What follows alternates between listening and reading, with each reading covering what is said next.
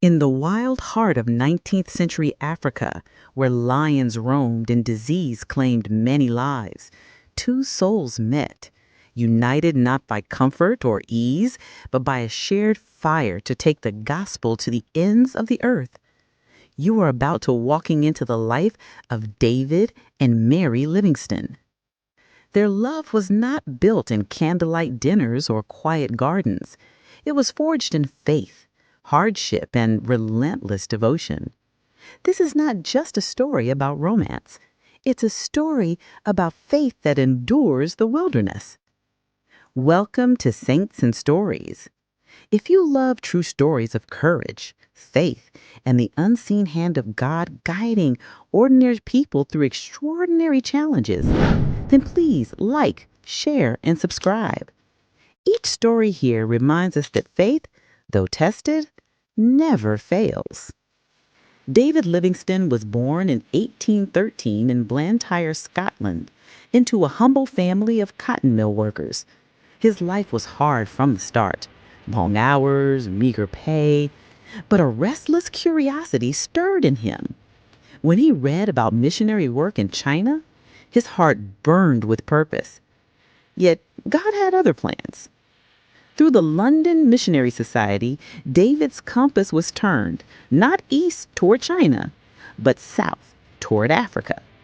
In 1841, he arrived at the Kerman Mission Station in South Africa, a lonely outpost of Christian witness in the vast Kalahari.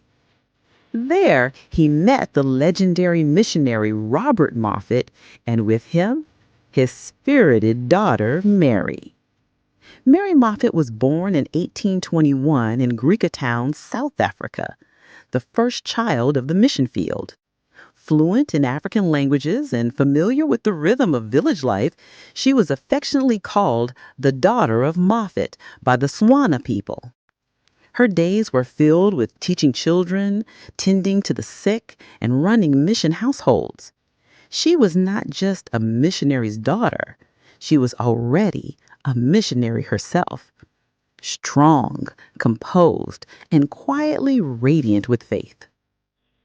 She longed, however, for stability, a home like her parents in Kuraman. She never imagined that God would soon join her path to a man whose calling would lead her through deserts, rivers, and heartbreak. Their love was not a whirlwind of emotion. It was simple, sincere, and founded on shared purpose. In 1844, David escorted the Moffat family back from England to Kuraman. The long, grueling ox cart journey across the African plains gave him days to talk with Robert Moffat about the work of God in Africa. But it was Mary, capable, strong, and tender, who captured his heart. That same year, a lion attacked David, crushing his arm and leaving him permanently weakened.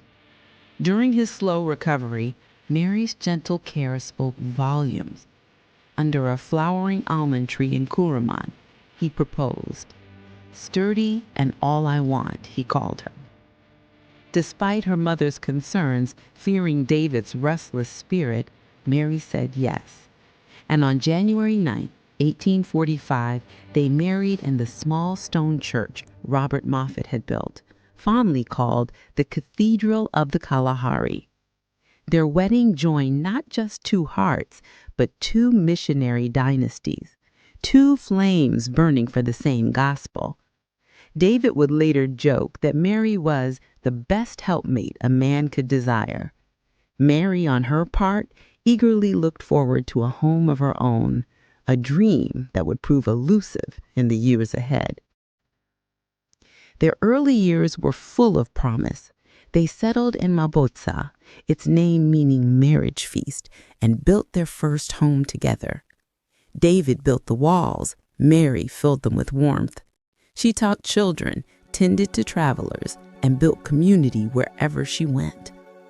The couple shared laughter and faith amid hardship. Their letters from this time reveal a tender teasing between them, proof that love, even in dusty mission fields, could still be lighthearted. By 1852, they had 6 children: Agnes, Thomas, Elizabeth, who died in infancy, Mary, Robert, and Anna. Mary's language skills made her invaluable. Among the tribes, David was often introduced as the husband of Mary Moffat. Her courage was unmatched. She crossed the Kalahari Desert twice, even giving birth in the wilderness, the first European woman to do so. Together they built mission stations at Chonwana and Kolobang, planting gospel seeds where no missionary had gone before. Their marriage was more than affection. It was a partnership of faith, one strengthened by trial and toil. But soon, love met its greatest test. David's passion for exploration became a burden Mary had to bear. She longed for a settled life, but David's calling demanded constant movement. The African wilderness spared no one. Mary's health declined after multiple pregnancies and bouts of fever. In 1852, when David set out for his long expedition to the Zambezi, he sent Mary and their children to England for safety, he said. The separation would last for 4 long years. In England, Mary faced loneliness, financial struggle, and public invisibility as her husband's fame grew. David's letters came sporadically. She raised their children in a small home, often feeling forgotten. Yet she prayed, fervently, faithfully, choosing endurance over bitterness.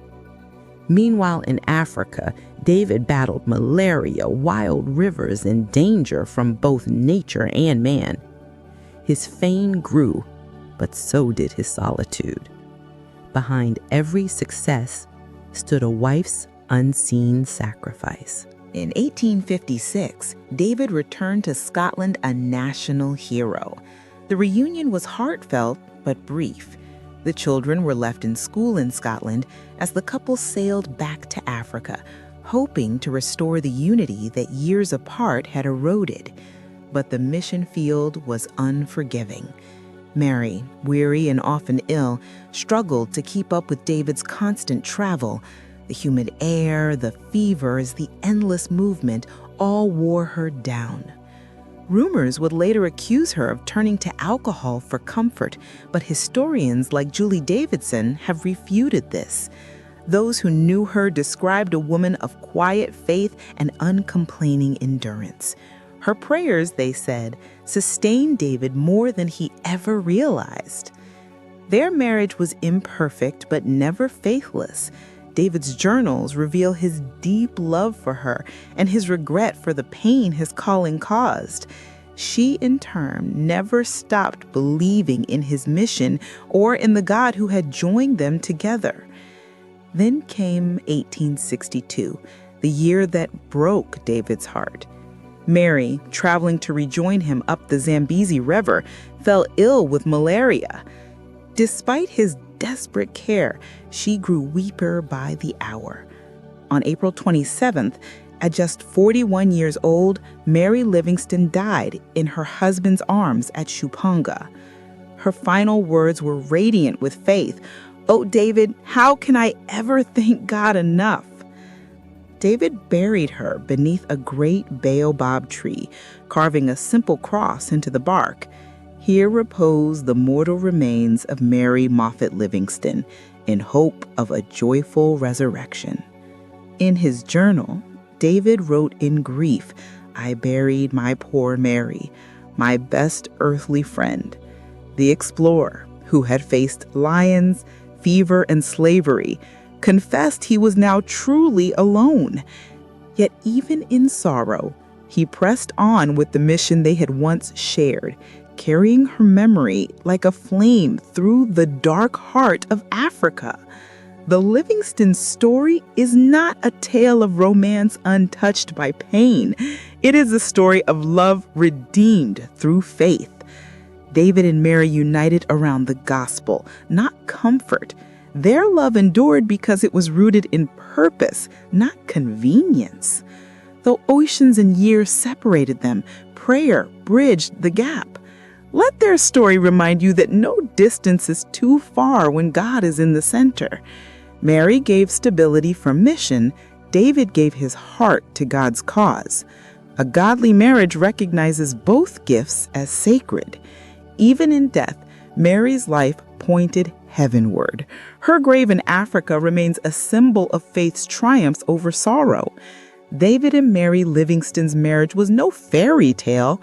It was a furnace of faith that purified their love and made it eternal.